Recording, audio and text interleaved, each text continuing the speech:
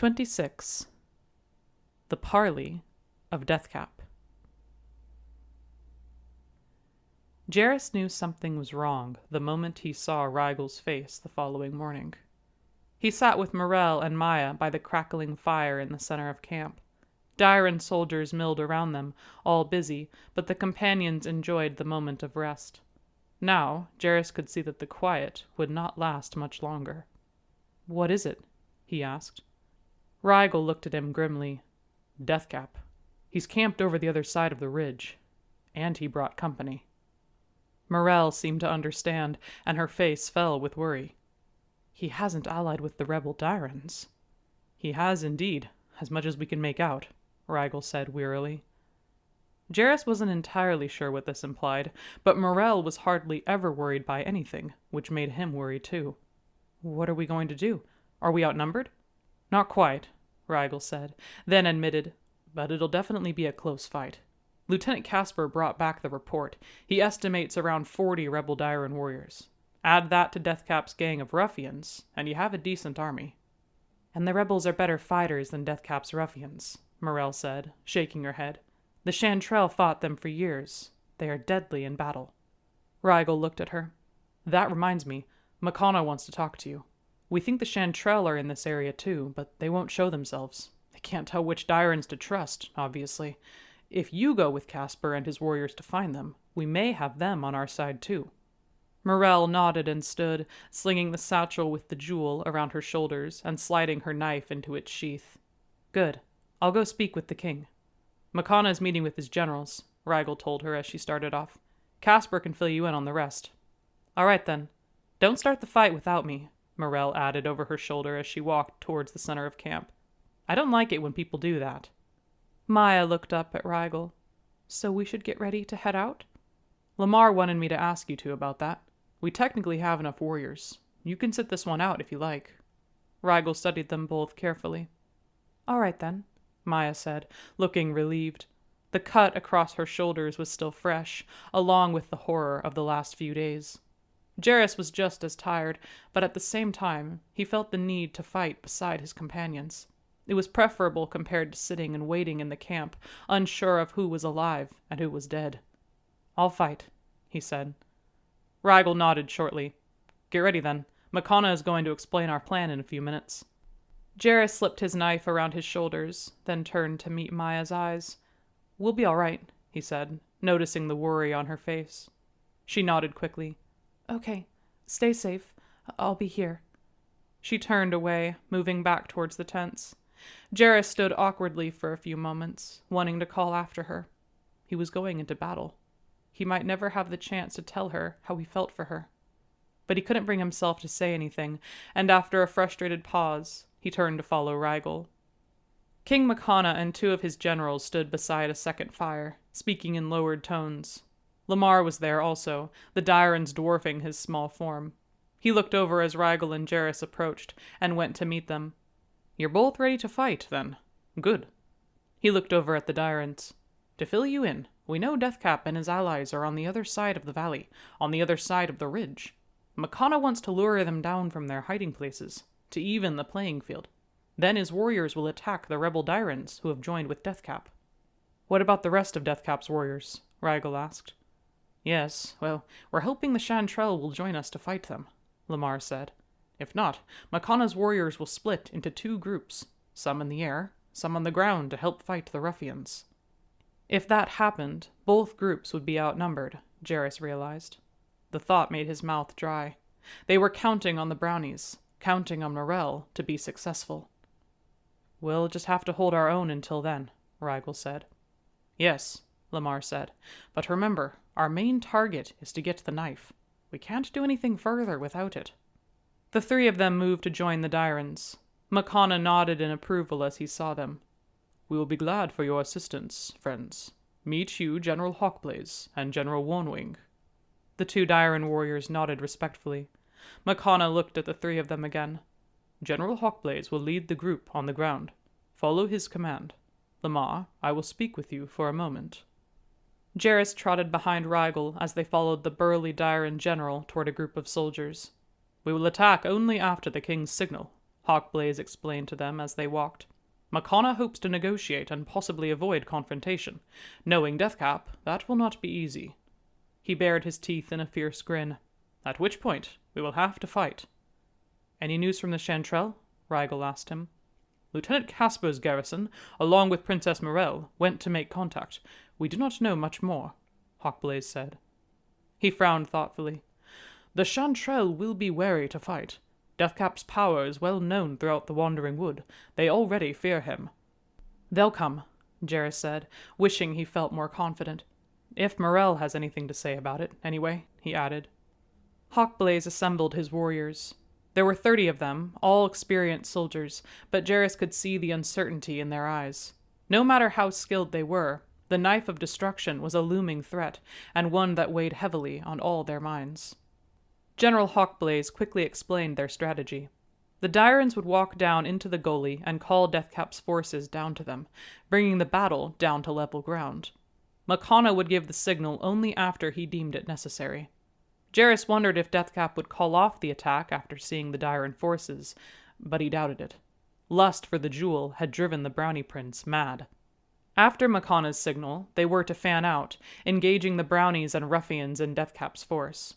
General Warnwing would lead the second group of warriors into the air to combat the rebel Dyrans. It would be a risky attack, but Jarrus knew that if they didn't confront Deathcap now, the Brownie would keep pursuing them with the Knife of Destruction. And any hope of stopping Saphicon lay with the knife.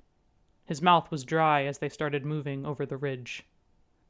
The path crested the hill, then descended abruptly. Jarrus felt tense with anticipation. In the swirl of winds channeling through the gorge, he could smell only a mix of scents, and had no idea where they were coming from. A dark figure dropped down to the path before them, standing in their way. Deathcap stood upright, 20 feet from them. The Dyrans tensed. Deathcap watched them carefully, then his eyes settled on Makana, who stepped forward in front of General Hawkblaze. The Brownie Prince eyed him with a fixed stare, then smiled slowly. "King Makana, a pleasure to see you." He bowed mockingly. Makana did not move, staring at the Brownie Prince. "Why come you here, Deathcap?" Deathcap straightened. "The jewel, of course. You know as well as I that this foolish group cannot hope to succeed in their errand. I am surprised you have not taken it from them already, and given it to one more worthy." "Someone like you?" Makana asked, raising an eyebrow. "And what would you do with the jewel, Deathcap? You think you could undo the wrongs done to your people? The jewel would only control you, as it does Saphicon." Deathcap laughed. "Foolish statements, Makana. Now, I have come to bargain, and I advise you to listen. I have no quarrel with your people. Give me the jewel, and your race will be spared when I conquer Gayryle." Makana looked at the Brownie for a long time, then slowly shook his head. "You misunderstand, Deathcap. You misunderstand that the jewel is a thing of evil. Leave it in the hands of any, and it will twist them and consume them. It must be destroyed, along with its maker." Deathcap's smile vanished. "Very well. Then you have chosen to die." He turned and shouted an order in the Brownie tongue. Warriors sprang from behind their hiding places, streaming down into the gorge like ants. Brute-faced ruffians and armored Brownies charged down toward the group below. There was a flash of fire, and Jarrus turned to his right. A second force of enemies had lifted into the air. Rebel Dyrans, their eyes wild with hate, their wings tattered, their scales covered in mud and grime, dove like eagles towards their enemies. Jarrus fell back, terrified by the sight of them.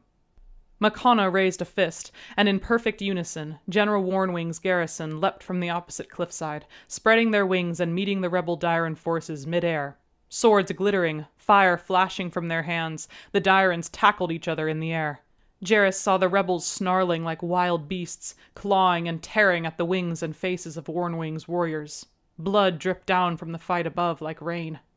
He looked back just in time to see Deathcap join his forces and lunge at the group on the ground. Hawkblaze drew his sword, killing 2 Brownies at once, and as several more lunged at him, he sprang from the ground, opening his wings unexpectedly and knocking them all back. Jarrus found himself face to face with a wild-eyed Brownie carrying a spear. He ducked just in time, then lunged forward, slashing at the Brownie's face. He missed his intended target, but the blade cut down the length of the brownie's arm. His attacker let out a cry of pain and fell back, into the path of the Dairon warriors, who finished him off.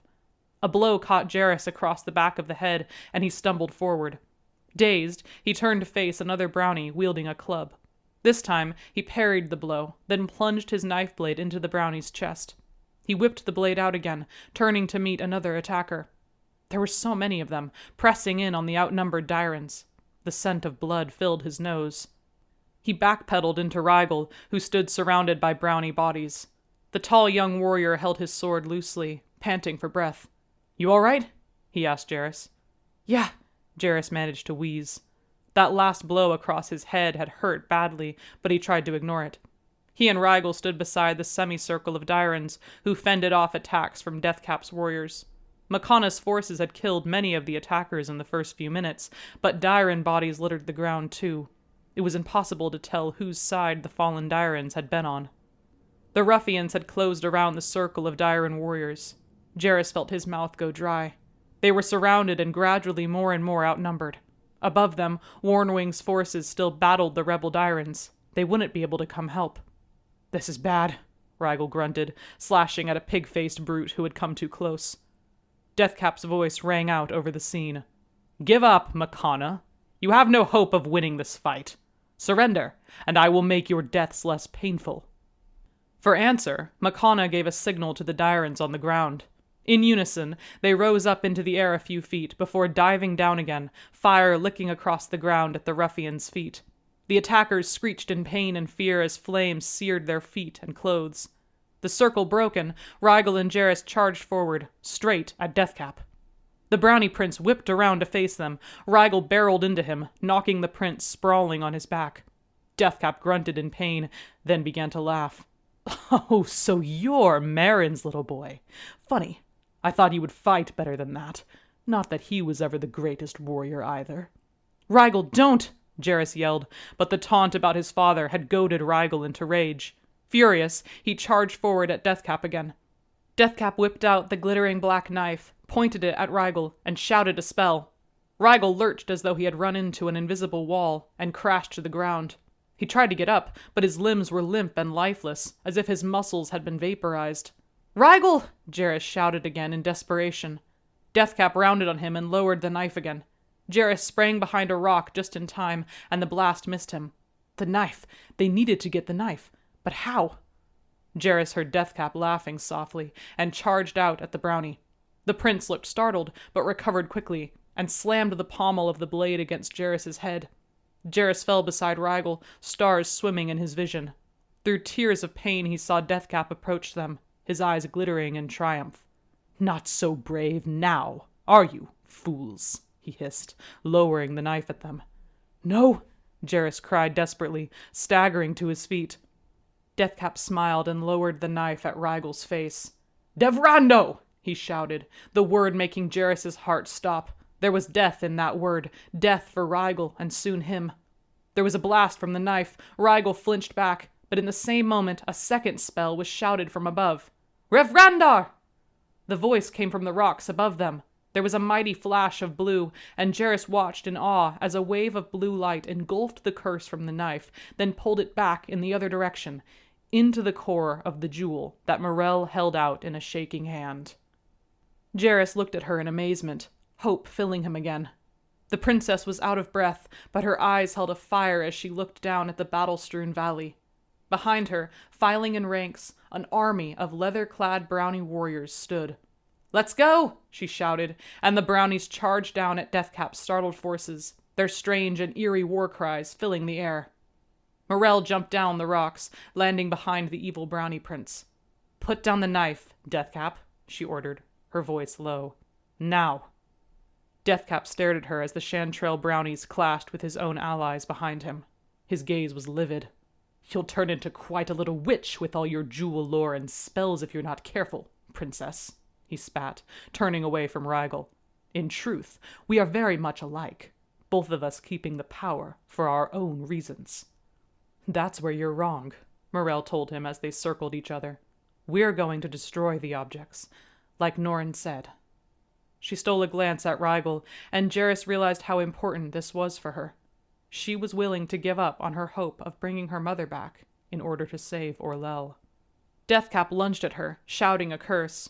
Morel let the jewel engulf the knife's blast again, then slashed at Deathcap with her dagger. Deathcap parried the blow. Morel's blade shattered, the knife's power overwhelming it, and the evil prince struck at her again. Morel stepped back, aiming the jewel at him. "Last chance, Deathcap," she said, moving slowly towards him. "Surrender." "Relarg!" Deathcap barked, and the blast shot from the knife. Morel allowed the jewel to engulf it. At the same second, Deathcap lunged in, pointing the knife at Morel's face. "Devrando!" he shouted. There was a flash, and Morel was flung back against the rocks, landing still on the ground. "No!" Jarrus screamed, jumping up. Deathcap rounded on him, the curse still on his lips, and lowered the knife at him. He had forgotten Rigel. The young warrior leapt to his feet and plunged his sword into Deathcap's chest. The brownie froze, staring in shock at the sword for a moment. Then his eyes glazed over, and he crumpled to the ground. Rigel turned away from Deathcap's body and ran over to Morel.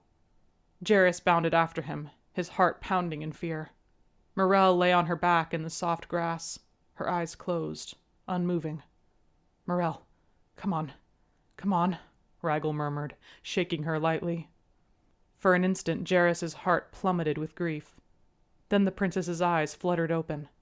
Jarrus let out a gasp of relief, then noticed the jewel glittering slightly with the curse it had absorbed, a split second before the curse had hit Morel. Morel blinked dazedly, her gaze focusing on the two worried yet relieved faces looking down at her. "Please tell me neither of you just kissed me." Rigel and Jarrus, both too relieved to say anything, could only laugh. Morel stood shakily, rubbing her head. The force of the knife had flung her back and knocked her out, even though the killing curse had been absorbed. Her eyes landed on Deathcap's unmoving body, and she looked at Rigel. "I'm sorry I missed that. I guess you—" She hesitated, the words an effort. "Yes?" Rigel prompted. Morel's mouth tightened in a line, then her expression softened, and she smiled faintly. You did good," she admitted. Rigel's eyes lit up, and he grinned widely. "Hold on, what was that? Jarrus, write that down, so we can show Norin as proof. She actually gave me a compliment." "Don't overdo it," Morel said dryly, but she was smiling too. "I won't, considering I technically started whatever quarrel we've had all this time," Rigel admitted. "Well, you've saved my life a few times since then, plus that business at the council, so I'll consider us even." She extended a paw, and Rigel clasped it in agreement. "Finally," Jarrus said, beaming at them. "Although the bickering was entertaining," he added. "Who said we would stop doing that?" Morel muttered. 27. The Cooper's Story. Hagar Grounddrop. The name carried a memory of walking through the wandering wood with Jarrus, who was telling him about how he and Maya had come here, how Maya's father had been betrayed by Maya's fiancé, whose name was Hagar Grounddrop. "You're Hagar Grounddrop?" Persini exclaimed, his voice echoing in the little room. The Cooper looked at him, absolutely confused. "You've heard of me?" "Yes, sort of. Maya told me. Well, Jarrus told me, technically, and he said you—" "Maya?" Hagar repeated, straightening and staring at the brownie. "You know Maya? Is she all right?" "Yes, I know her. I don't know where she is. Our group got separated," Persini said. He stared at the Cooper. "You betrayed them. You betrayed them both to Saphicon." Being cold and wet and tired made him suddenly angry. This was the Cooper who had got them into this whole mess. Hagar looked down. Yes, and I regret it every day." "Why?" Persini demanded. "Why did you do it?" Hagar looked up at him and took a breath, his blue eyes lit by the dim firelight. "Being here, things have changed me. I regret everything I've done, who I was in Mata City." He looked up at Persini. "What did Jarrus tell you about me?"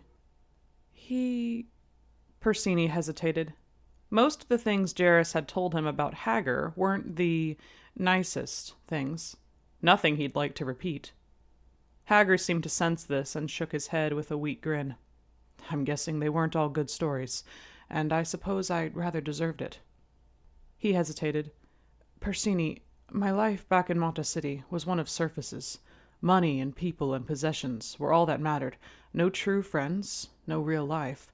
When Sariv, he's one of Safakon's henchmen, came to Mata City and offered me a large sum if I pointed out the richest people to him, I didn't think twice.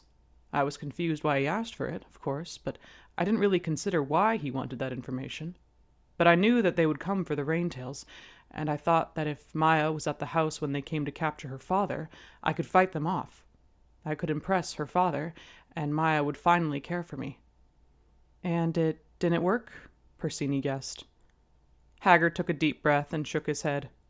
"No. They had more warriors than I expected. They took Mr. Raintail and myself. Maya escaped. I didn't think they would hurt him.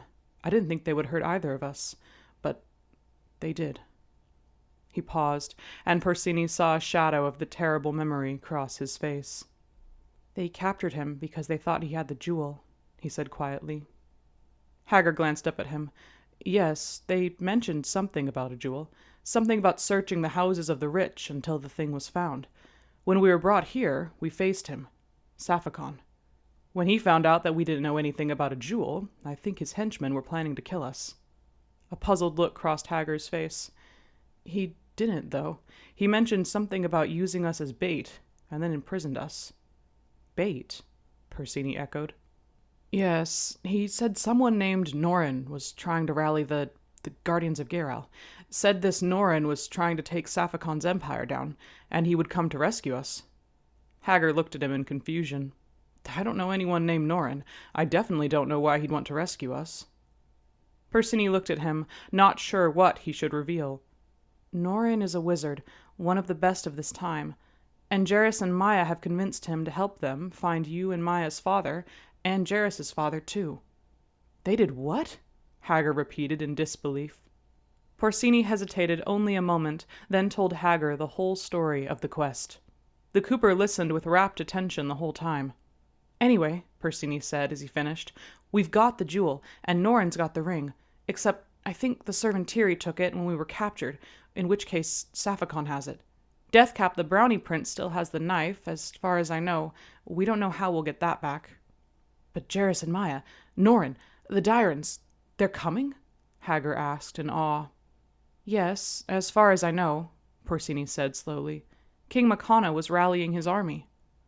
A spark of hope had come back into Haggard's weary eyes. "Help is coming," he repeated softly, a slow smile crossing his face. Persini looked at him. "I'm sorry I don't know much else," he said.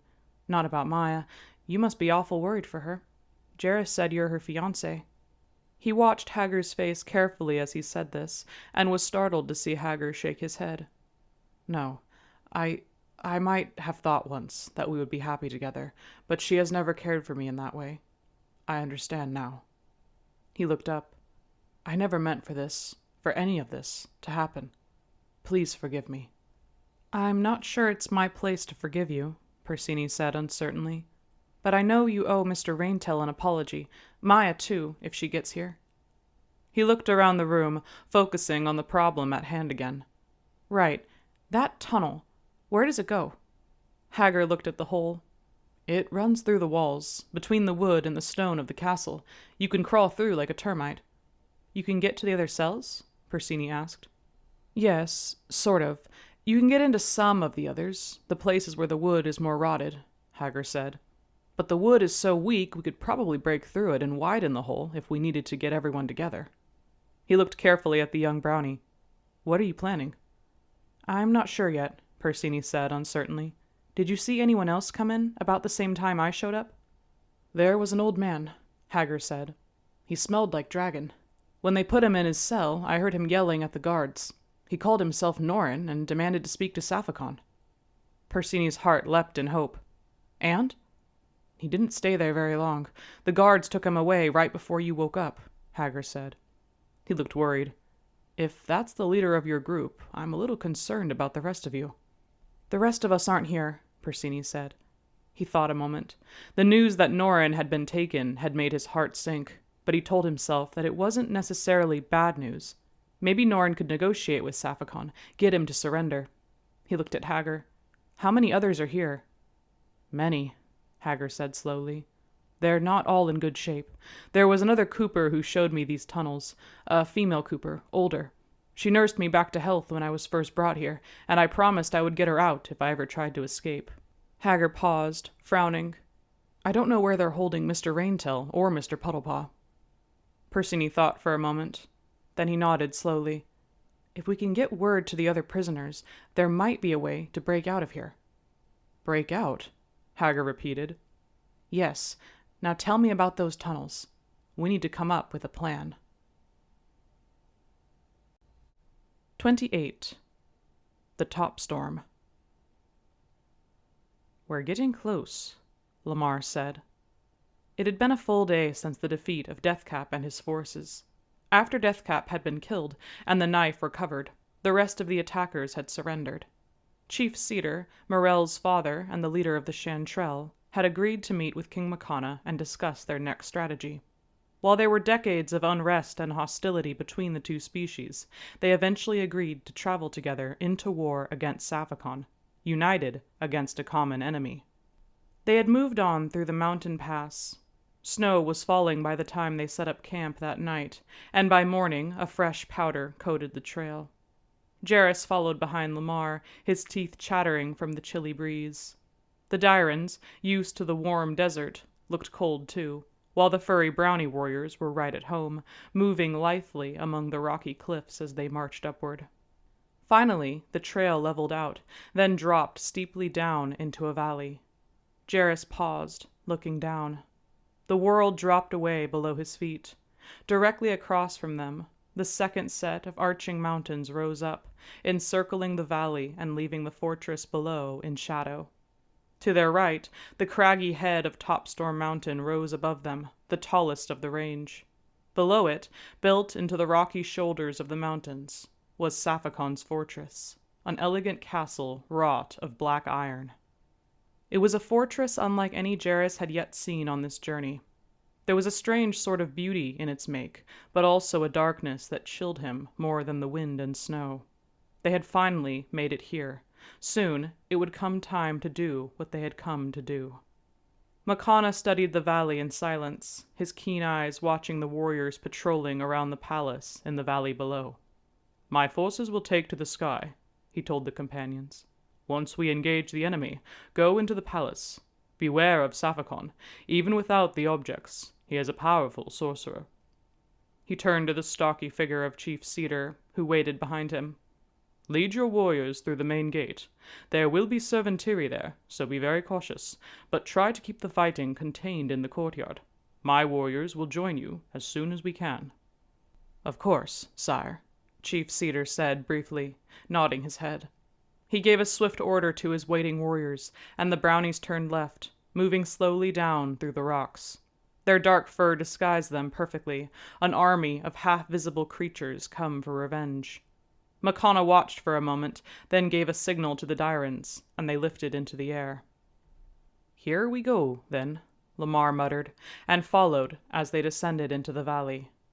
The path dropped steeply, forcing them to move slowly, taking careful steps. When they finally reached the valley, clouds had covered the sun, and it was spitting rain. The companions stood a quarter-mile or so from the palace gates, on a crumbling gravel walkway. Jarrus kept his eyes on the palace, tense with anticipation. He waited for a shout from the watchtower, a cry of alarm. But there was no sign, no sound. The valley was dead silent. Lamar scented the air for a moment before deciding it was safe, then led them off the path into the draw beside the road. The towers stood above them like hulking watchmen. They moved on, trudging through the stagnant water that had gathered in the ditch. At least down here, they were out of view of any guards in the towers. The ditch led to a stone tunnel about 4 feet high. Rigel and Neely had to stoop, bent almost double as they moved up the channel.